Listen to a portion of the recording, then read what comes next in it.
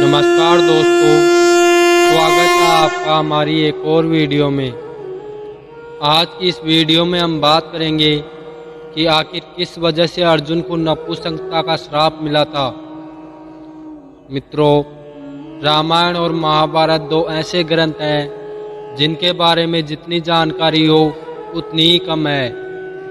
आज की इस वीडियो में हम महाभारत से जुड़ी एक ऐसी कथा के बारे में बताने जा रहे हैं।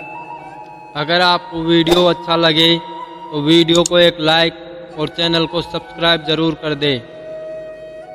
दोस्तों, जब पांडव क्रीड़ा में अपना सब कुछ हार जाते हैं तब पांचों पांडवों को 14 वर्ष का वनवास और 1 वर्ष का अज्ञातवास मिलता है। उस समय पांचों भाई जंगल में रहकर भिक्षा मांगकर अपना जीवन यापन कर रहे थे। एक दिन वेद व्यास जी के कहने पर अर्जुन अपना राजपाट वापस पाने के लिए शिव की तपस्या के लिए उत्तराखंड के घनघोर जंगलों में चले गए। वहां शिव जी ने उनके पराक्रम की परीक्षा ली और प्रसन्न होकर पशुपतास्त्र प्रदान किया। उसके बाद शिव शंकर वहां से अंतर्ध्यान हो गए। इसके बाद वहां पर वरुण, यम, कुबेर, गंधर्व और इंद्र अपने अपने वाहनों पर सवार होकर अर्जुन के सामने आ गए। अर्जुन ने सभी देवताओं को वंदन कर आदर सत्कार किया और विधिवत सभी की पूजा की। सभी देवताओं ने प्रसन्न होकर अर्जुन को अनेक अलौकिक शक्तियां प्रदान की और कई दिव्यास्त्र प्रदान किए। सभी देवता अपने अपने लोक वापस लौट गए। लौटते समय देवराज इंद्र ने अर्जुन को इंद्रलोक आने का न्योता दिया। इंद्र ने अर्जुन से अपने सारथी के आने का इंतजार करने को कहा और लौट गए। उस समय पश्चात इंद्रलोक से इंद्र के एक सारथी अर्जुन को लेने आए। इंद्र के सारथी मालती वहां पहुंचे और अर्जुन को भव्य विमान में बिठाकर देवराज इंद्र की नगरी अमरावती ले गए। देवराज इंद्र ने अर्जुन का आदर सत्कार किया और उन्हें एक सुसज्जित आसन पर विराजमान करवाया। अमरावती में रहकर अर्जुन ने देवताओं से प्राप्त हुए दिव्य और अलौकिक अस्त्र शस्त्रों की प्रयोग विधि को सीखा और उन अस्त्र शस्त्रों को चलाने का अभ्यास करके उन पर महारत प्राप्त कर लिया।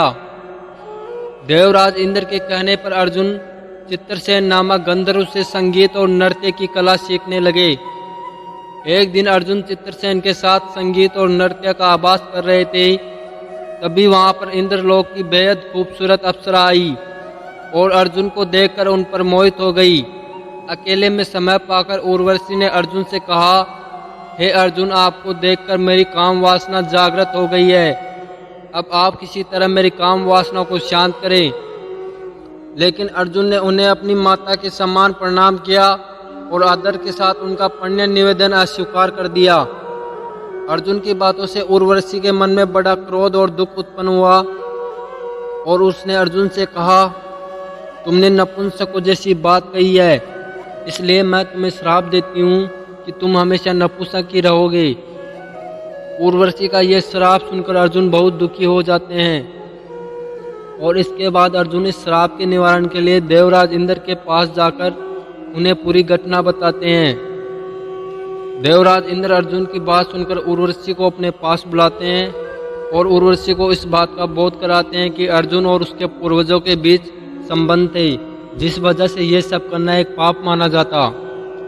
देवराज इंद्र के मुख से यह सुनकर उर्वशी को अपने किए पर पछतावा होता है और वह उस श्राप की अवधि को 1 साल कर देती है, जिसे अर्जुन अपनी इच्छा अनुसार कभी भी प्राप्त कर सकता है। इस श्राप के बाद अर्जुन अपने अज्ञातवास के समय ब्रह्मलल्ला बने थे और ब्रह्मलल्ला के रूप में अर्जुन ने विराट के राजा विराट की पुत्री उत्तरा को 1 वर्ष नृत्य सिखाया था।